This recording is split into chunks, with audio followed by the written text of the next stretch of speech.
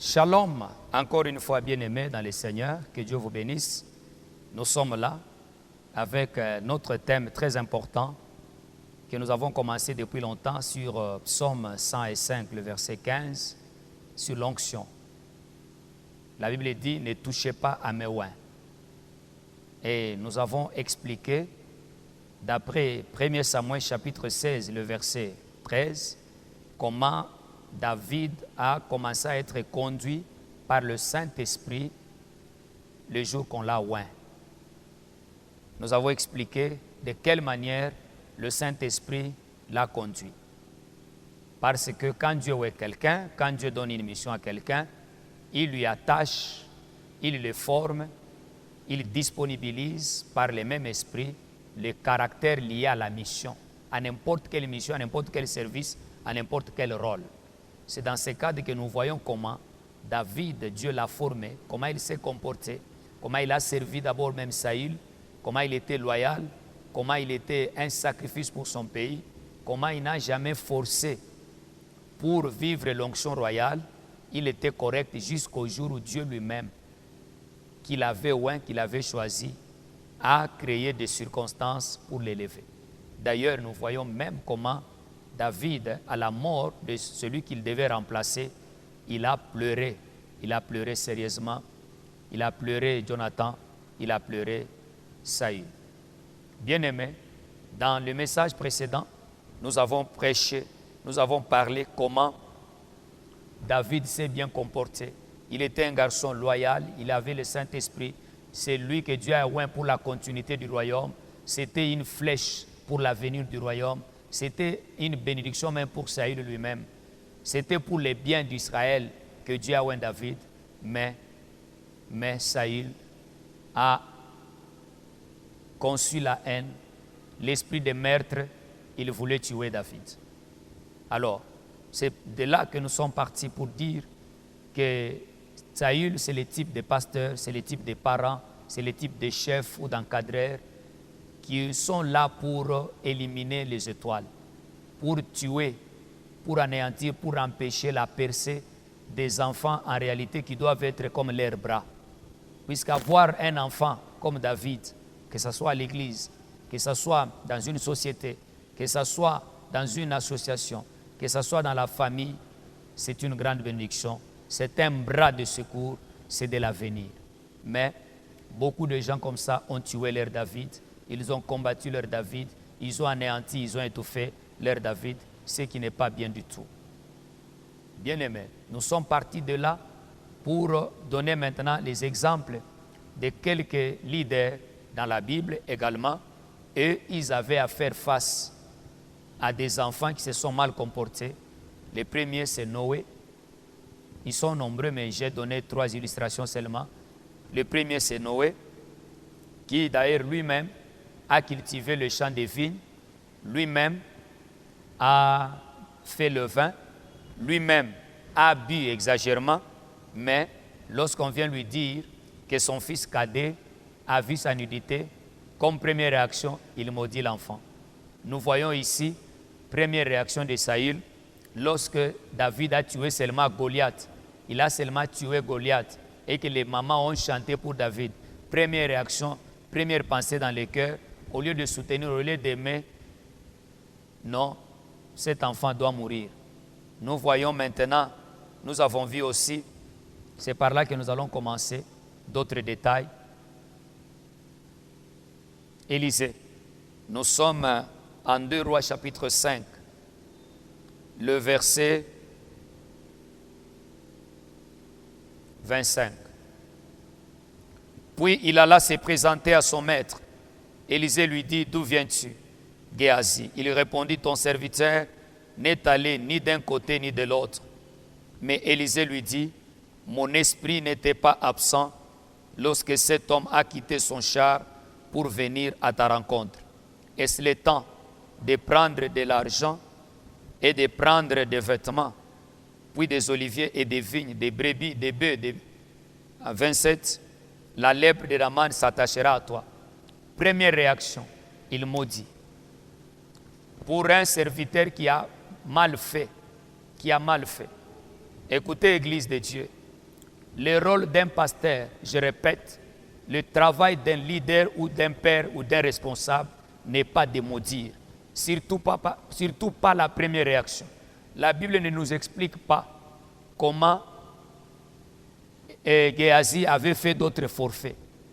L'unique forfait que la Bible nous parle, c'est celui-ci. Mais voyez la réaction de l'homme qui a demandé la double portion de son père spirituel. Il a hérité l'onction, il a été béni. C'est vrai, il était un enfant bon, mais regarde à son tour, il maudit celui qui doit être son successeur. Il maudit celui qui doit prendre la relève prophétique. Il maudit celui qui doit continuer le travail. Il les maudit à cause de l'erreur. Dieu n'a pas besoin de pasteurs comme ça.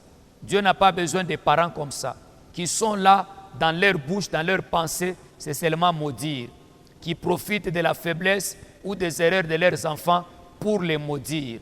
Dieu n'a pas besoin des enfants comme ça. Écoutez, lorsque nous lisons la Bible, dans l'histoire de Jésus et de Judas, la Bible dit clairement, surtout lorsque une femme a apporté le parfum, la Bible dit, Judas avait dit que si on pouvait vendre ces parfums pour donner l'argent aux pauvres. La Bible explique sa pensée, la Bible explique son argument, qu'il disait ça puisqu'il était voleur. Et parce qu'en gardant l'argent, il volait. Donc Jésus, tout en marchant avec Judas, il savait que Judas volait. Mais Jésus ne lui a jamais dit cela publiquement. Jésus ne lui a jamais enlevé le titre d'apôtre. Jésus ne l'a jamais maudit. Jésus l'a gardé. C'est ça un leader. Vous savez bien aimé, l'histoire a montré que les gens qui sont bons aujourd'hui peuvent demain devenir mauvais. Ils peuvent changer. L'histoire a montré que les gens qui craignent Dieu aujourd'hui, les gens qui sont puissants aujourd'hui, peuvent pécher demain, peuvent laisser l'œuvre de Dieu demain et changer de caractère. Je connais des gens qui étaient des prophètes à l'époque, mais avec tristesse aujourd'hui, ce sont des ivrognes. Et l'histoire a montré que les gens qui sont mauvais aujourd'hui peuvent changer demain. Nous voyons dans ce monde, un pasteur, on vous dit, il était magicien. Un pasteur, on vous dit, il était prostitué. Des femmes servantes de Dieu, on vous dit, elles étaient impudiques. Elles passaient tout leur temps dans les bars. En Dieu, il y a le temps. En Dieu, il y a la grâce. En Dieu, il y a l'opportunité pour tout le monde de changer. Si Dieu a commencé avec toi, gloire à Dieu, mais tu n'as pas le droit de maudire quelqu'un. Tu n'as pas le droit de précipiter quelqu'un en enfer. Ce n'est pas puisque Dieu t'a donné un rôle. Et d'ailleurs, je voudrais te dire, mon frère et ma soeur, Dieu, au ciel, il n'y a pas l'onction pour maudire les gens. Il ne faut pas confondre l'onction que Dieu nous donne pour le travail, que nous puissions commencer à l'exploiter pour maudire les fils, pour maudire les enfants à cause de leurs erreurs. Je dis cela sans peur et avec insistance. L'onction ne nous est pas donnée pour maudire les gens, pour proférer que des menaces, pour menacer les gens, pour leur dire « toi tu n'iras jamais loin, toi tu n'avanceras pas ». Non mon frère, ce n'est pas ça. Le travail de Dieu, c'est l'amour. Dieu donne toujours le temps, Dieu donne toujours l'opportunité. Je vois dans ma Bible, quand vous lisez la Bible, lorsque Joseph est devenu ministre et que Dieu a permis qu'il puisse rencontrer ceux qui lui ont fait du mal. Je ne vois pas Joseph les maudire. Je ne vois pas Joseph, quand vous lisez Genèse 42, lorsque Joseph a rencontré ses frères, lorsqu'il les a vus, Joseph ne les a pas maudits. Joseph ne leur a pas dit, vous, à cause de ce que vous m'avez fait ceci, vous m'avez fait cela, vous m'avez fait cela, soyez maudits. Joseph ne les a jamais maudits. Au contraire, il a été un pont, un canal de bénédiction. Il a béni Dieu pour tout ce qui était arrivé. Jésus n'a jamais maudit Judas. Plus grave encore, Judas l'a vendu. En plus de voler l'argent, il est allé même jusqu'à vendre.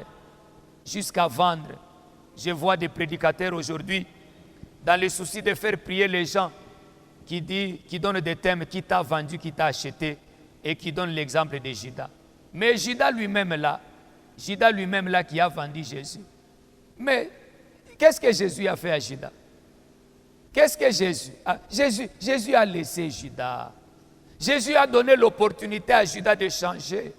C'est lui-même qui ne voulait pas changer. Frères et sœurs, lorsqu'on te fait du mal, chers encadreurs, chers parents, chers bishops, votre première réaction ne doit pas être la malédiction. Je vais te donner un verset que nous allons partager. C'est un verset qui me choque, c'est un verset qui me touche. Mais avant de te le donner, voyez la réaction de Jésus. Oh mon Dieu. Jésus dans la Bible a préféré maudire l'arbre que maudire les hommes. Entre les arbres, ce que l'arbre a fait, manquait le fruit. Est-ce que l'arbre se donne le fruit lui-même? Jésus était capable de dire arbre produit le fruit. Mais Jésus a maudit l'arbre. Jésus a maudit l'arbre. Alors que ce sont les gens qui lui ont fait beaucoup plus de mal. Mais Jésus ne les a jamais maudits. Jésus n'a jamais maudit les gens. Jésus n'est pas venu maudire. Jésus n'est pas mort pour maudire. Il n'est pas mort pour bloquer, étouffer les gens qui nous font du mal. Et d'ailleurs, la Bible ne dit pas qu'en servant Dieu, on ne nous fera pas du mal. La Bible ne dit pas cela. Et la Bible ne nous confère pas cette autorité, ce pouvoir de commencer chaque fois à utiliser l'onction, à utiliser l'autorité. J'ai dit à quelqu'un bien-aimé qui me suit, l'onction que nous recevons, la mission que Dieu nous donne, les postes que Dieu nous donne, l'autorité que Dieu nous donne n'est pas une autorité de vengeance. Ce n'est pas une autorité qui doit s'exercer dans le but de satisfaire nos passions ou nos insatisfactions. Dieu n'a pas élevé Joseph pour qu'il se venge. Dieu ne t'a pas élevé pour que tu te venges. Dieu ne t'a pas donné l'onction pour l'utiliser dans le sens de vouloir répondre à tes insatisfactions. Non, mon frère. Dieu t'a oint pour le servir. Et Dieu ne t'a pas dit que tout sera rose. Dieu ne t'a pas dit que tout sera rose. Dieu n'a pas besoin de leaders comme Noé qui ont comme travail de maudire. Non. Dieu n'a pas ce travail-là. Nous sommes en Genèse chapitre 27.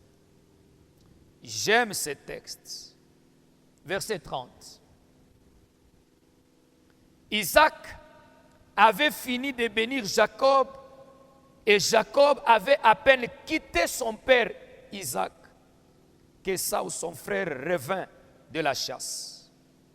Quelle scène, quel scénario, quelle histoire qui fait mal au cœur, quelle chair de poule.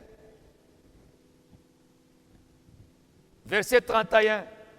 Il fit aussi un mets qu'il porta à son père. Et il dit à son père que mon père se lève et mange du gibier de son fils, afin que ton âme me bénisse. Isaac, son père, lui dit, qui es-tu? Et il répondit, je suis ton fils aîné, Ésaü. Isaac fut saisi d'une violente émotion. Et il dit, qui est donc celui qui a chassé du gibier et me l'a apporté? J'ai mangé de tout avant que tu viennes et je l'ai béni. Aussi sera-t-il béni. Lorsque Ésaü entendit les paroles de son père, il poussa de forts cris, pleins d'amertume. Et il dit à son père, bénis-moi aussi mon père.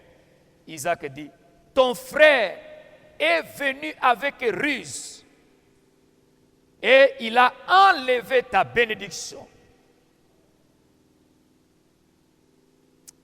Bien-aimé, quand tu lis cette histoire, comment tu sens?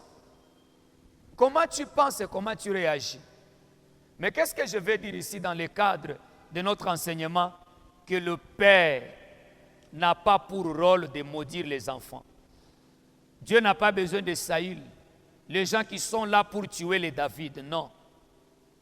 Dieu a besoin de gens qui encouragent les fils, qui travaillent dans les fils, qui encadrent les fils, parce qu'il sait que le fils c'est mon bras, le fils c'est mon avenir, le fils c'est ma continuité, le fils c'est mon héritier, le fils c'est ma gloire. Dieu a besoin de ces pasteurs-là, il a besoin de ces directeurs-là, il a besoin de ces parents-là.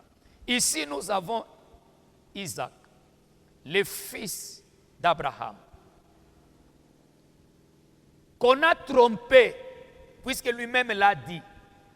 Il n'a pas dit non, je comprends que c'est la volonté de Dieu que je bénisse Jacob.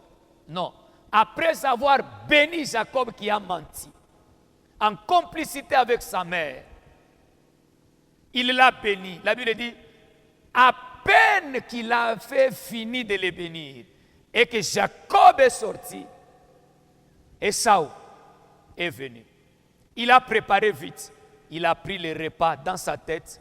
Je serai béni. Et d'ailleurs, c'était sur recommandation de son père Isaac qui lui a dit, va chercher du gibier, tu me l'apportes, je vais manger et je vais te bénir. Donc il s'attendait à recevoir, à manger les mets préparés par son enfant, parce que c'est lui qui l'a envoyé pour les bénir. Mais curieusement, on lui a menti, il a mangé et il a maudit.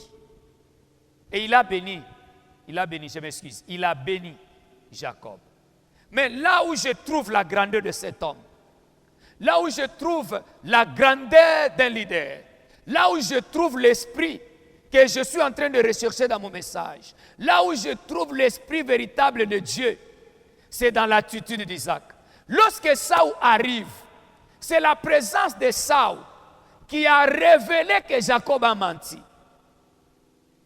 C'est la présence d'Ésaü qui a révélé à Isaac que Jacob est venu avec ruse et qu'il a emporté la bénédiction de son frère.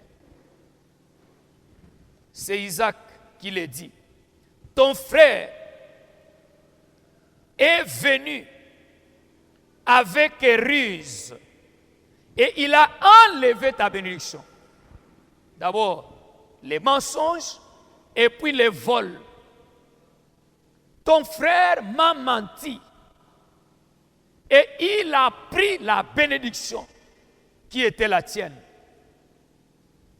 Mais quand vous lisez maintenant la suite, ici, je ne vois pas Isaac changer ses paroles de bénédiction pour les transformer en malédiction.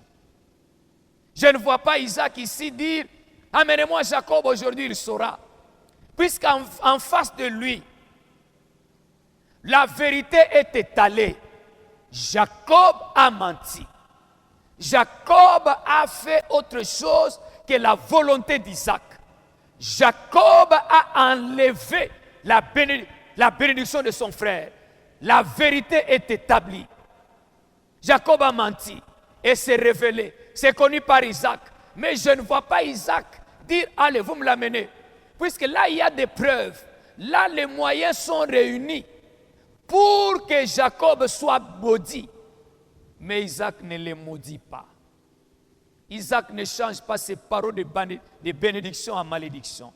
Isaac ne dit pas, Jacob, qu'est-ce que tu m'as fait? Lisez bien la Bible. Même la relation entre Isaac et Jacob n'a pas été ternie. Ça n'a pas été détruite. La relation est restée la même. Il a béni Jacob, même quand maintenant les faiblesses de Jacob sont sorties. Lorsque la vérité a été établie, que Jacob avait menti, que Jacob avait fait les ruses, que Jacob avait enlevé la bénédiction de son frère, Isaac en tant que père, Isaac en tant que leader, Isaac en tant qu'un homme ouin, un homme qui connaît l'importance de l'avenir, un homme qui connaît l'importance du futur, un homme qui connaît l'importance de la continuité de la vision. Il ne pouvait pas renoncer à ça. il ne pouvait pas détruire Jacob, il ne pouvait pas changer ses paroles de bénédiction en malédiction. Non, non, il n'a pas maudit, il n'a pas brisé la relation. Il n'a pas brisé la relation. En tant que père, il a engagé l'attitude. Vous voyez d'abord la peur que Jacob avait avant. Il craignait recevoir la malédiction. Mais l'attitude de sagesse, dans le chef d'Isaac, l'attitude.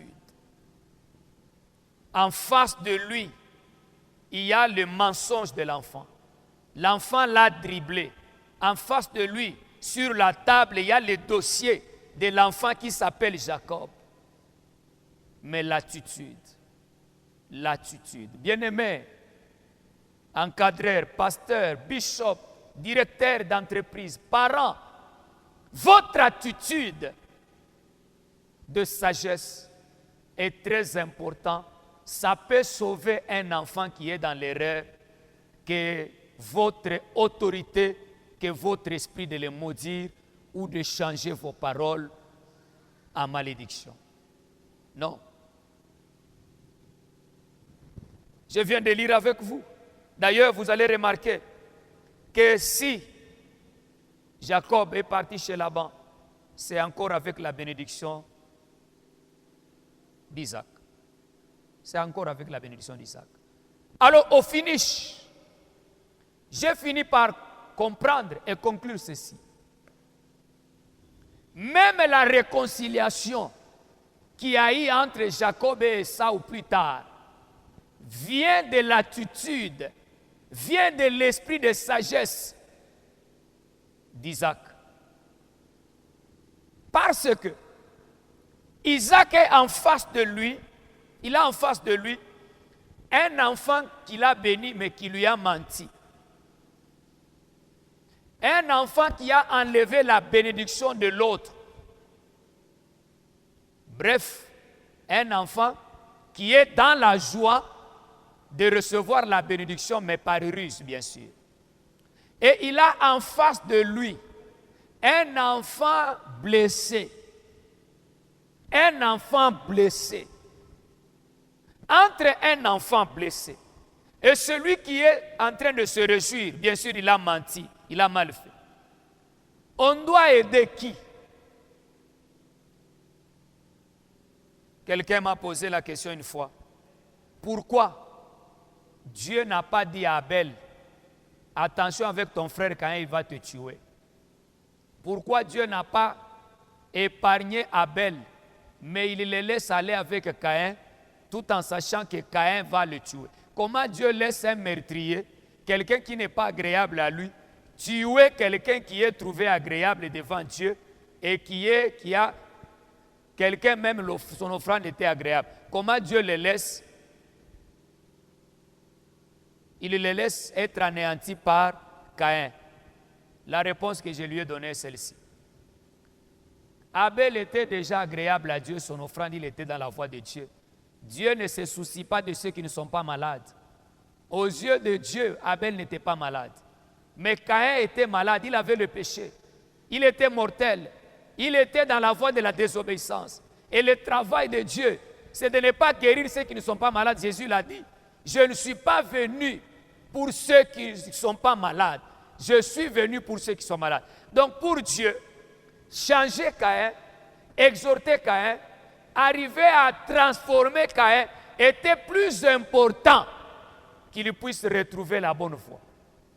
Alors Isaac est en face de lui avec un enfant blessé.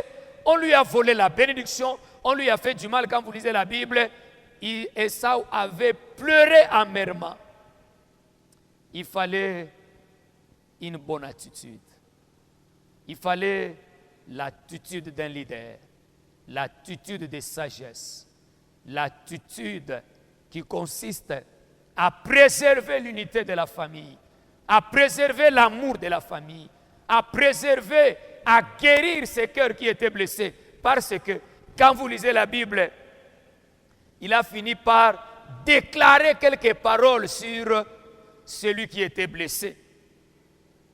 Laissez-moi lire quelque part. Verset 37. Genèse 27, verset 37.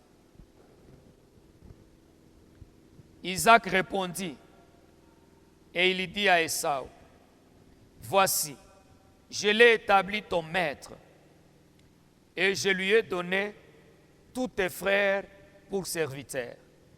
Je l'ai pourvu de blé et de vin. Que puis-je donc faire pour toi, mon fils? Verset 40. Tu vivras de ton épée et tu seras asservi à ton frère. Mais en errant librement ça et là, tu briseras son joug de dessus ton cou. Et quand vous regardez la vie d'Isaac, la vie d'Ésaü, Ésaü n'était pas un pauvre. Hormis la vision de Dieu avec Abraham, Isaac, Jacob et dans la suite, Ésaü était béni. Lorsqu'il s'est rencontré avec Jacob, qui revenait chez Laban, quand vous lisez la Bible, il a dit à son frère qu'en tout cas, je ne manque de rien. Dieu m'a comblé. Je ne suis pas pauvre. Dieu m'a comblé. Il a dit ça à Jacob.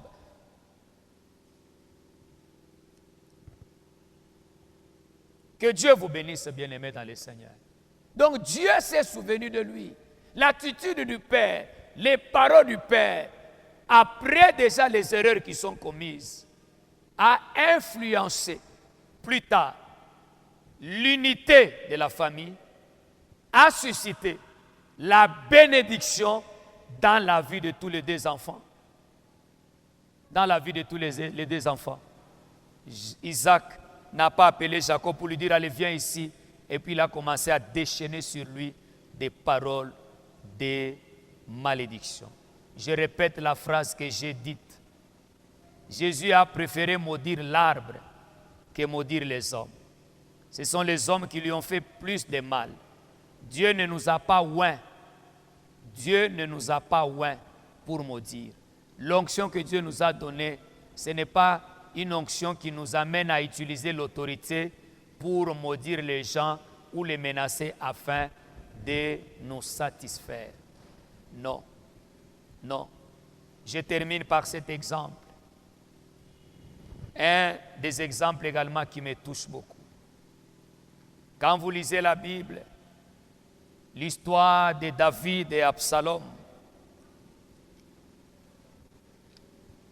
Absalom s'est révolté contre son père. Jusqu'à humilier son père publiquement.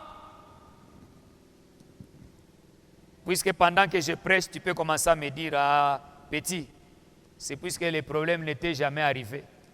Tu peux me dire, ah, petit, sois calme, n'a il m'enseignement. Oui. Tu peux me dire ça. Mais je te demande de ne pas zapper. Que Dieu te bénisse, qu'il t'accorde la grâce, qu'il t'accorde la faveur. En fait, quand vous lisez la Bible, surtout quand vous allez en 2 Samuel, vous pouvez lire le chapitre 15, parce que le chapitre 16 également, vous lisez tous ces chapitres-là, 17, 18, ceux-là qui a l'histoire de Absalom, comment il s'est révolté contre son père, ainsi de suite. Mais vous savez quoi? Absalom a renversé son père au trône. Absalom a humilié publiquement son père. Quand vous lisez l'histoire comment David a fui Jérusalem, il avait les mains sur la tête, la poussière, il pleurait en montant la montagne. Triste. Un acte, donc même l'attitude là de David, c'était une façon de dire, mon enfant me fait ça. Mais vous savez quoi? Lorsque maintenant l'armée de David s'est organisée pour aller renverser Absalom, je n'encourage pas les enfants qui font mal. Je n'encourage pas l'enfant qui voit la nudité de son père. Je n'encourage pas un Absalom qui renverse son père. Je n'encourage pas ces fils qui renversent leur pasteur. Je n'encourage pas ces fils infidèles dans le royaume, dans les départements, ces enfants qui maudissent leurs parents. Je n'encourage pas ces enfants qui utilisent les mensonges dans la société. Je n'encourage pas. Mais je suis en train de parler aux pères que l'onction qu'ils ont reçue, c'est pour servir Dieu, c'est pour bénir, c'est pour travailler dans le sens de ramener les enfants à Dieu. Quand vous lisez la prophétie qui a été donnée sur Jésus, en Luc chapitre 2, pendant que Jésus était avec sa mère, il était dit que cet enfant, son travail, c'est de ramener le cœur des enfants à Dieu. Alors, l'enfant a mal fait.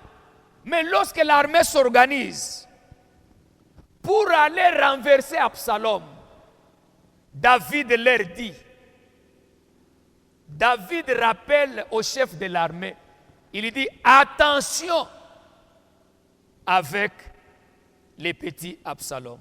Attention, attention avec les petits Absalom. Vous voyez?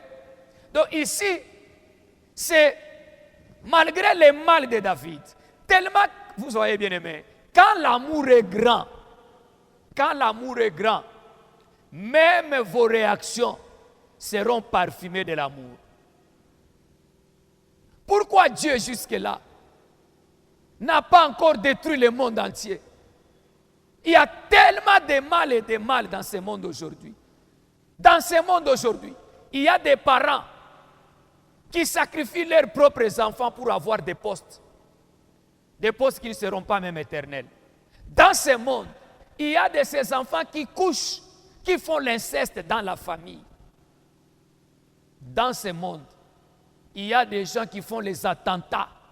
Quelqu'un se place une ceinture explosive, il tue les innocents. Dieu regarde tout ça. Dans ce monde, il y a des enfants qui maudissent les parents qui maudissent les enfants. Il y a des bars actuellement, il y a des chambres, il y a des maisons, des prostitutions. Quand vous circulez, même ici à Lumbashi, il y a des avenues sur lesquelles il y a des prostituées qui sont là. C'est leur carrière. En Europe, il y en a. Aux États-Unis, il y en a. Dieu regarde le monde. Il est calme. Il est patient. Vous savez, tout ça, c'est quoi? C'est le débordement de l'amour.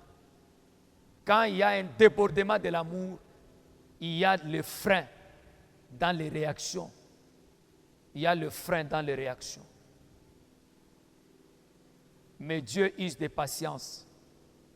La patience de Dieu émane de son caractère, de sa nature. Dieu est amour. C'est pour ça qu'il use de patience. Frères et sœurs, David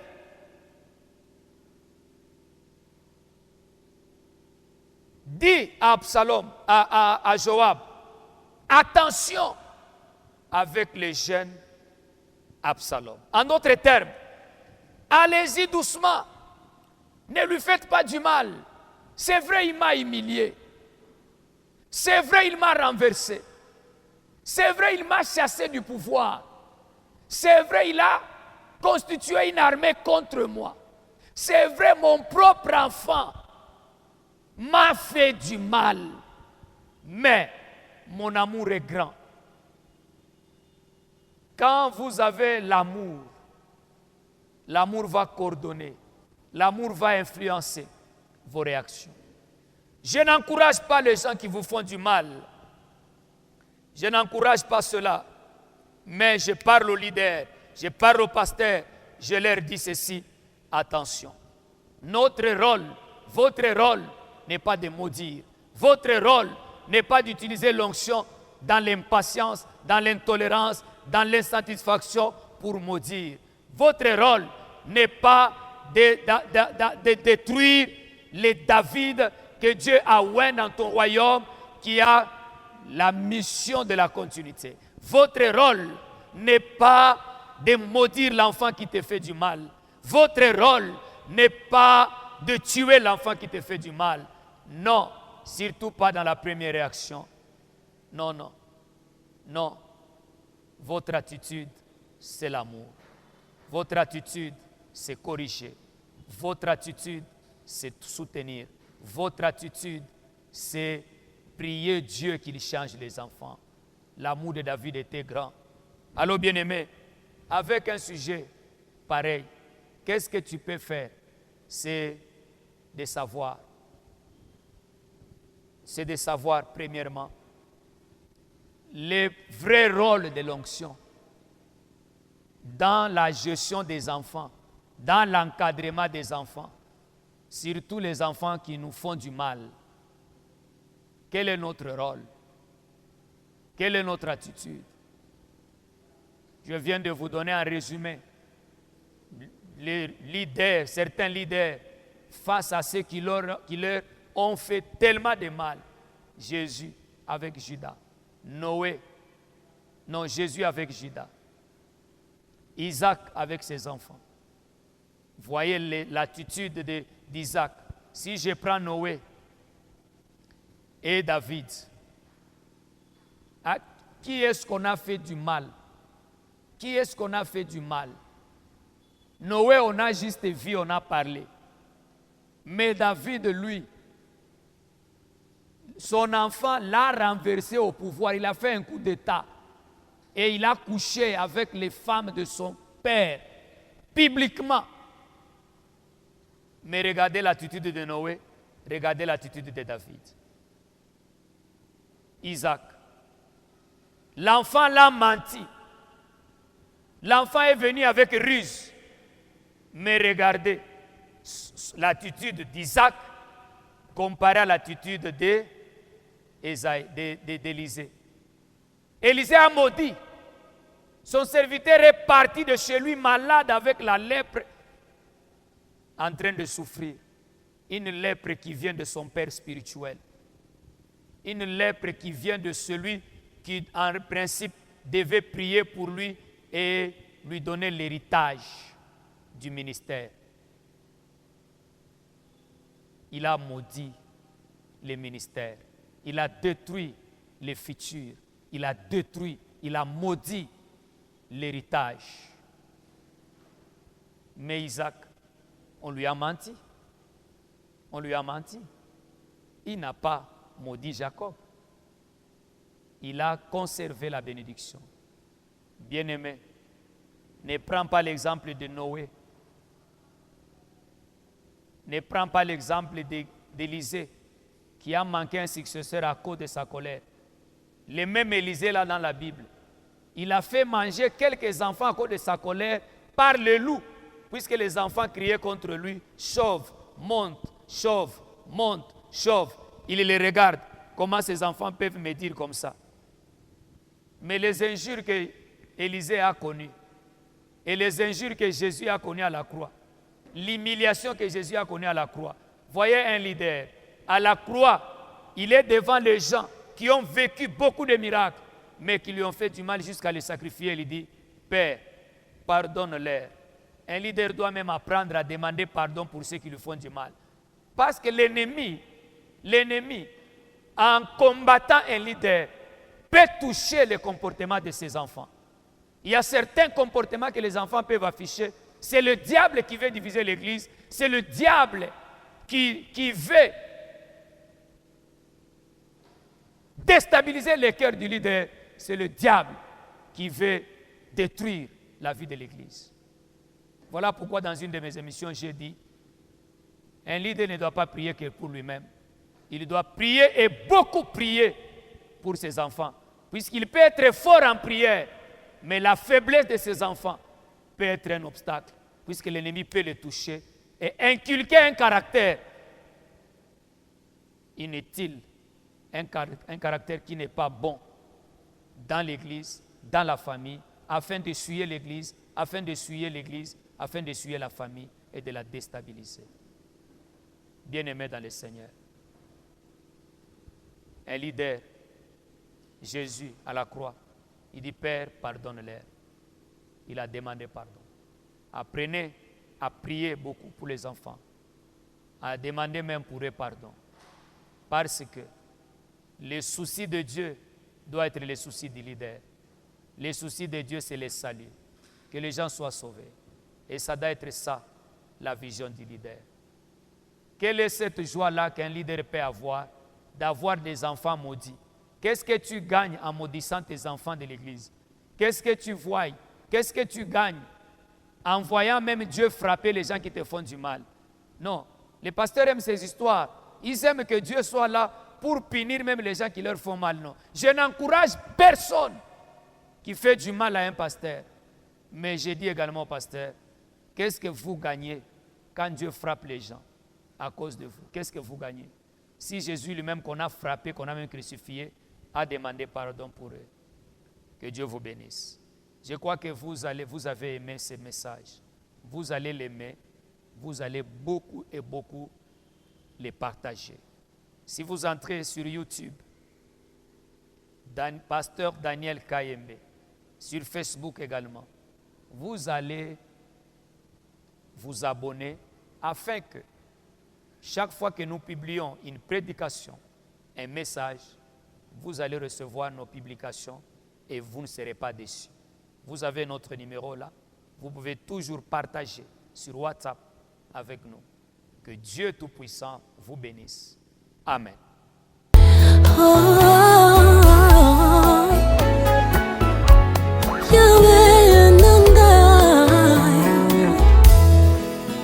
Yozali poso yo esilaka te.